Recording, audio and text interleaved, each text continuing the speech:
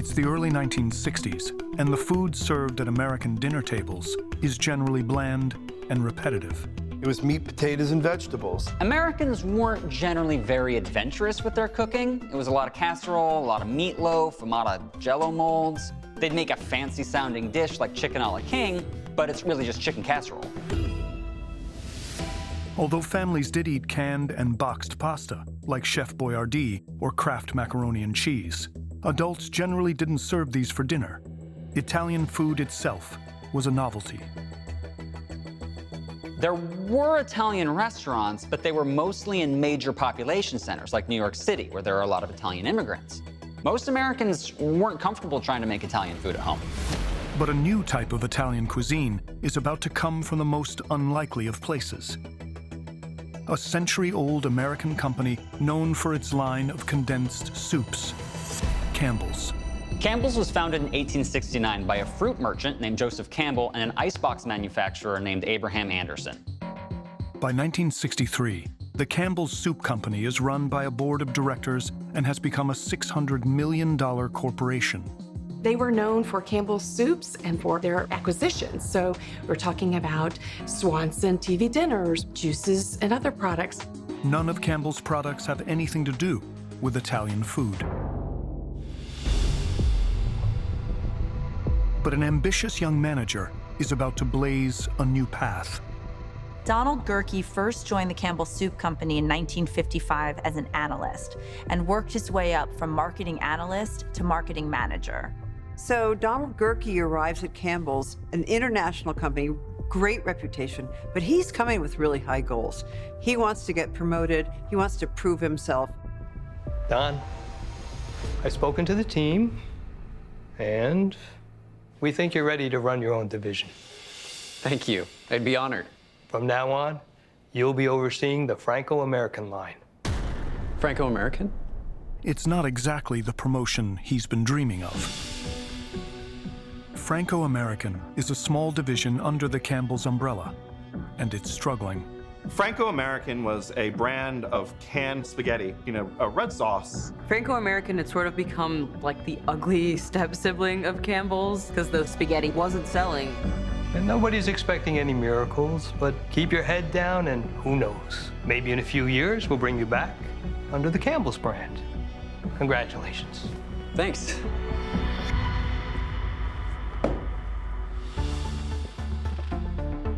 Don Gerke was determined to prove himself. He'd been handed a dud. If he could create just one product that would be a standout hit, he could go back to the flagship Campbell's division. Gerke jumps headfirst into product research. The product's been on the market for like 30 years, but it's not selling well. He's looking for a lifeline. He's looking for any market insight that he can hang his hat on. Hey, yeah, I got the market research. Listen, I think there's been some sort of mistake with the demographics. What they did was they put together a bunch of focus groups to try out and to taste this Franco-American canned spaghetti. Kids? The kids' food market is still a young industry. There wasn't a lot of food made for kids. If you're gonna give the kids something for lunch, it was typically like leftovers. If you're gonna give them something for dinner, you were giving them what the adults were having. The one kid-friendly product that's marketed directly to kids is breakfast cereal, and they eat a ton of it. So Gerke gets the idea, what if we do the same thing with canned pasta? But first, Gerke will have to convince his team. Kids don't eat spaghetti. It's too difficult. Great, so let's make something that's easier for them. What would you like us to do? Design spaghetti they can eat with a spoon? Kids already know how to eat soup. They love their cereal. Let's give them a spaghetti they can eat out of a bowl. As a child, what was the first utensil I ever used consistently, easily? A spoon. The idea of kids trying to figure out how to eat something that is really messy, make it spoonable. Come on, this is exciting. We're gonna reinvent pasta. Overseeing the team is product development supervisor Ralph Miller. Ralph Miller started at Campbell's in 1950 as an entry-level chemist and eventually worked his way up to oversee a team of chefs, food scientists, and technicians. Ralph Miller's got a huge responsibility on his shoulders, but he also has a creative mind. He's very, very smart. To entice kids to eat pasta, Miller and his team experiment with a new idea. They want to make something fun for kids. And so they're experimenting around with all kinds of shapes. They start with stars, baseballs, cowboys, and astronauts. This idea was ahead of its time. After nearly a year of trial and error, Donald Gerke still doesn't have a viable product. His team's exhausted, he's losing hope. Maybe this big idea of his is just not going to happen. After yet another failed attempt to develop a kid-friendly pasta, one of the development chefs is cleaning up.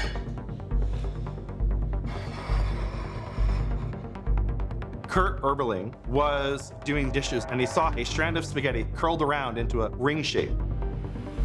A seemingly insignificant strand of pasta is about to ignite a culinary shift, paving a path that will one day make Italian cuisine a cornerstone of American dining. After nearly a year of trial and error, Campbell's product development supervisor Ralph Miller finally stumbles onto a pasta shape that holds together and is easy to eat. What if they just took regular pasta and cut it into rings? Genius. Tube-shaped pasta has been around for eons, rigatoni, penne, and so on. So if you just slice a section off of that tube-shaped pasta, you have an O. And structurally, it all holds together and cooks evenly. So the O shape is already popular with kids. I mean, after all, Cheerios is a hit. Now, Miller wants to test their unnamed canned spaghetti on his toughest critic. Are you hungry? Yeah. His son. Great. Because I have a special spaghetti that I think you're gonna love. Oh, sorry about that. Yummy. While Miller hopes to get his son's approval on the taste, he ends up getting something more. Uh-oh. SpaghettiOs. Ralph Miller's son is actually credited with inspiring a lot of the marketing for the early years of SpaghettiOs, starting with the name. SpaghettiOs took this very ethnic-sounding word, spaghetti, this Italian word, and turned it into this very fun American word, SpaghettiOs. Running with inspiration from Miller's son, Gerke quickly gets Campbell's ad agency to create kid-friendly branding. They've got this amazing little face on the can, right? This face, two little eyeballs, but his eyeballs are made of the actual SpaghettiOs, right? And he's got a mouth with sort of like a tongue. He's like loving the SpaghettiO flavor. Now, the only thing left to do is to see if enough kids respond to make it a hit. On October 18th, 1965, SpaghettiOs hit store shelves nationwide, marketed as the first spoonable spaghetti. So to appeal to moms, they advertise this as a convenient, easy-to-prepare food that's clean, right? It's not gonna make a mess like regular spaghetti. Not only that, they come up with this catchy tune sung by this country singer called Jimmy Rogers. An eating spaghetti you can eat with a spoon. Uh-oh, SpaghettiOs. I mean, it's really kind of a perfect moment. You just need to heat it in the pot. The kids can sing, uh-oh, SpaghettiOs, and it's easy to clean up and delicious. SpaghettiOs prove to be an instant success. Within weeks, Campbell's factories go into overdrive to keep up with demand. Kids love it, moms love it. SpaghettiOs is a massive hit. I don't want to say it can't be kept on the shelves, but it's almost to that level. It's really simple to serve. You open the can, you warm it up. A 10-year-old can do this for her younger siblings. Kids love it. It's easy. The convenience of feeding little kids with SpaghettiOs was huge, and it did actually make it neater to feed a toddler because they could use their little baby spoons and eat SpaghettiOs. SpaghettiOs will go on to sell more than 150 million cans each year and is credited with helping to introduce pasta to American kids. SpaghettiOs is the key to the kingdom, right? For opening up Italian-American cuisine for Americans' palates. So Don Gerke and his team have created this amazing, successful product. He was dubbed the daddy-o of SpaghettiOs, and it really strengthened the Franco-American brand. He introduced over 100 products, and being the leader of the Franco-American brand was no longer something to be embarrassed of. After turning the Franco-American brand into a moneymaker, Don Gerke is moved back to Campbell's Soups, where he goes on to create the highly successful Chunky Soup product line. By 1975, SpaghettiOs is racking up sales of $375 million a year. It's 1977, and Campbell's has hired a new food scientist, Bill Hildebolt. Dr. Bill Hildebolt was a farm boy from Ohio. Bill was a little bit gruff, but his real passion was food science. Hildebolt is tasked with developing a new product to recapture the baby boomer market. So if you think about it, baby boomers have grown up. They're sophisticated adults now, and they want a more sophisticated food than SpaghettiOs.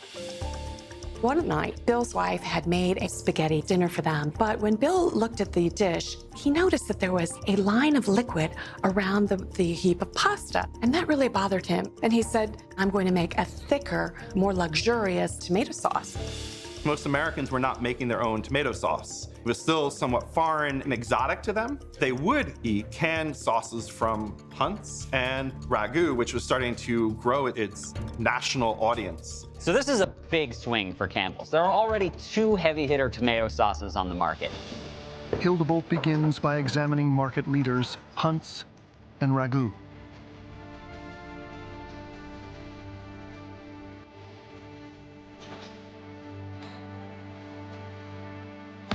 But is unimpressed with what he finds.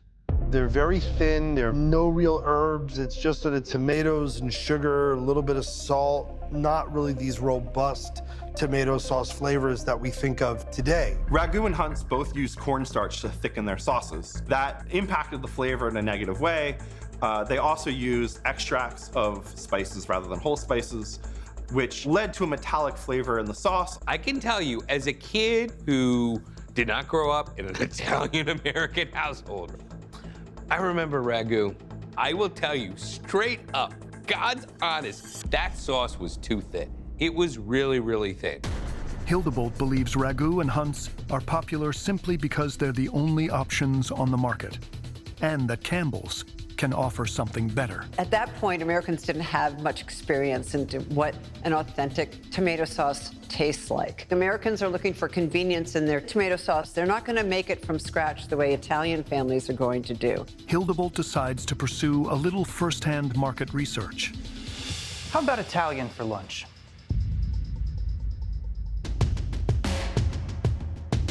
Bill Hildebolt and his chef visit a local Italian restaurant to study the flavors of a real Italian sauce.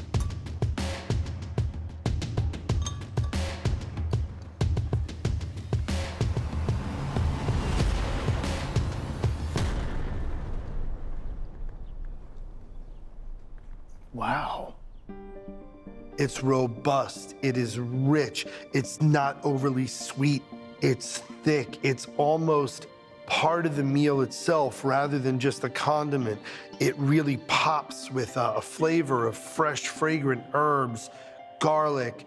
There's a much more savory, salty contrast. From that point, he knew that they needed to put together a spaghetti sauce that could go head-to-head with something that was created in an Italian restaurant.